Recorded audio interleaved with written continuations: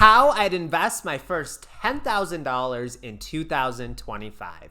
Even though I'm approaching $300,000 in my personal stock portfolio these days, it wasn't that long ago that I remember being super excited about reaching my first $10,000. But looking back, I wish I had somebody that would give me some advice on how to invest those first $10,000. If you've saved up $10,000 and you're ready to invest it, first of all, congrats. It takes a lot of effort, skill, and discipline to reach $10,000. But now comes the first $1 million question. Where should it go? In this video, I'm going to break down exactly how I'd invest that money, so let's get started. Now, step one, this is where I'm going to be allocating 50 to 60% of my money. This is where the vast majority of my money is going. And this is going to be toward core growth ETFs. Now, the first backbone in any portfolio should be broad-based market ETFs. I'd put about 50 to 60% of my money here. You see, the US stock market has returned about 10% annually on average for the last century. That means if you just buy the market and hold it, history shows that you're actually going to do very well. And there's probably going to be so much innovation here coming in the next decade, you don't want to miss it. The top dogs, though, in the stock market, the top companies, that does change every single year. It changes every single day, to be honest. Like today, we have companies like Nvidia, Amazon. They are dominating the stock market today. But 20 years ago, that was General Electric, that was ExxonMobil. If we look at the list of companies that dominated just 100 years ago, you'll probably not recognize any of those names. That's because companies come and go. So why spend time trying to pick the winners when ETFs do all the heavy lifting for you? They have their specific screeners that are constantly screening companies to make sure they're constantly picking the best companies out there with their specific criteria in any given year. So it takes all the emotion out of investing. And the truth is, most professional investors don't beat the market consistently. Studies show that over 80% of fund managers underperform the S&P 500 over any given 10-year period. So why try to outsmart the market when you can just own the market? That's why ETFs like VOO, SPY, or VTI are foundations in my personal stock portfolio. Now, these aren't stock recommendations. I'm just giving examples of some of the most popular ETFs out in the market. This gives you instant diversification. It's a super low fee, and they make investing almost completely passive. You can literally set it and forget it and still beat most Wall Street professionals. All right, step two. I'm going to be allocating about 15% of my money toward dividend stocks. I'd put 15% of my portfolio into dividend paying stocks or ETFs. And these are companies that make so much profit in selling goods or services. They have so much money left over that they genuinely don't know what to do with it. Like, it's actually more advantageous for them to just give it back to shareholders than it is to reinvest in the business. They are sharing profits and cash flows directly with you. You become a true partner in their success. And we have a lot of companies that have decades of sharing profits with investors. In the stock market, we call this dividend aristocrats when they have 25 straight years of paying consistent dividend payments, but not only consistent dividends, but also dividends that have been increasing every single year.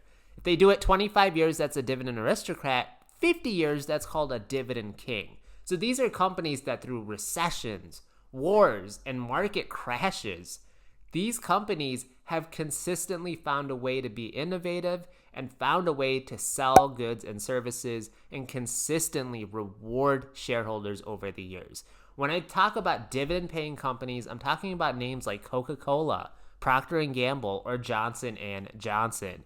Over the years, these dividend payments really do add up, especially if you reinvest them. That's how you build a passive income stream. If you own enough of these dividend-paying companies, imagine that retirement. You have consistent cash flow coming your way every single quarter, every single month. Money that's coming in regardless of what the stock price is doing. All right, step 3, I'd invest about 10% of my money into REITs or real estate investment trust.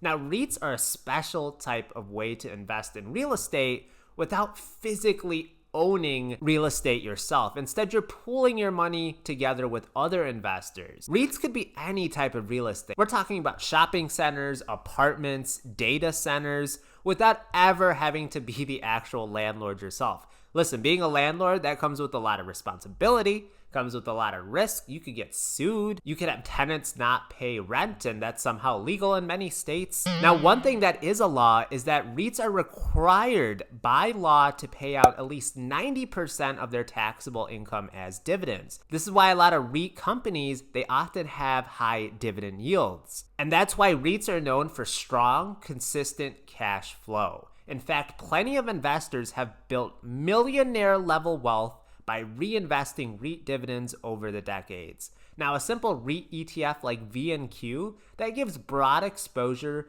to the real estate market, or you can pick individual REITs. Like one of my favorites is Realty Income, not Reality, which literally calls itself the monthly dividend company because they have consistently been paying monthly dividends for decades. Step 4, speculation. The next 10 years. This is where I'd invest about 10% of my money, and that's into speculation.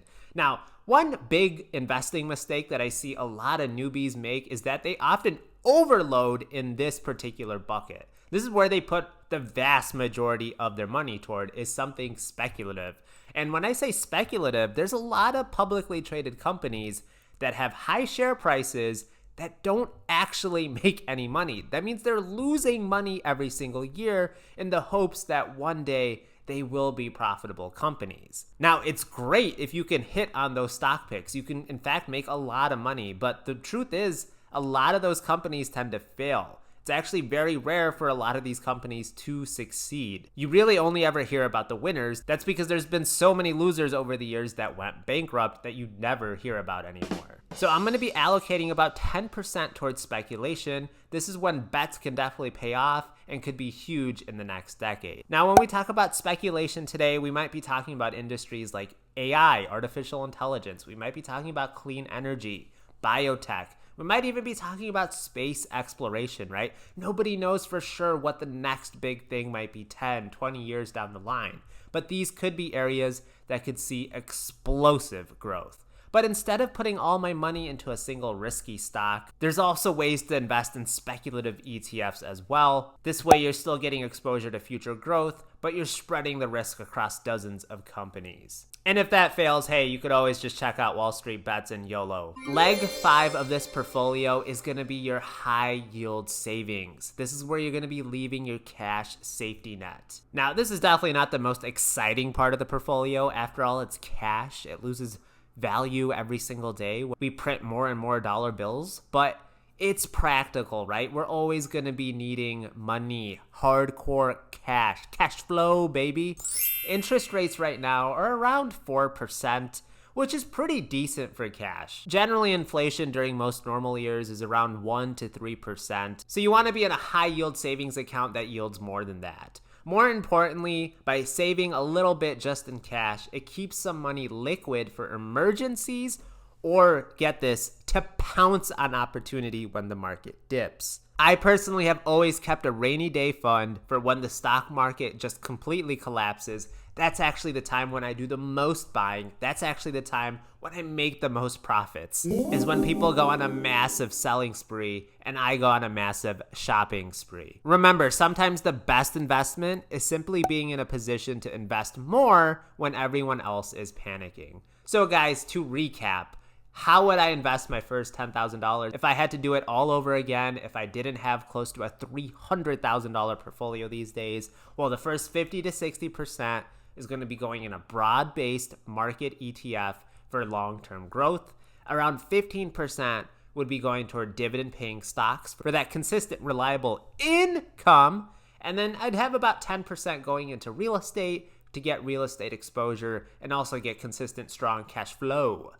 I'd put about 10% in speculative investments. I'd probably lump Bitcoin into this, as I know I'm probably going to get some questions about that. 5% I'd leave in a high yield savings account just for some extra safety. Now, this portfolio, I believe, is the best of all worlds. It gives me growth, gives me income, diversification, and a little bit of future upside. And the best part, it's simple, it's cheap, it's mostly passive, and it doesn't rely on me being a stock picking genius. Anybody can follow these strategies. So, is there anything that you disagree with me about? How would you invest your first $10,000? Let me know in the comments below. Remember, if you want full access to my nearly $300,000 stock portfolio, check out the Patreon link below. And if you want to talk with me and other like-minded investors, be sure to join the Discord. We have some great conversations going in there, and be sure to subscribe for more investing breakdowns. My videos are always found in podcast form under the Collect Cash podcast name. People like me in the wild, and so I'm just getting eat up by alligators everywhere. I'm just getting eat up. I'm getting eat up by alligators.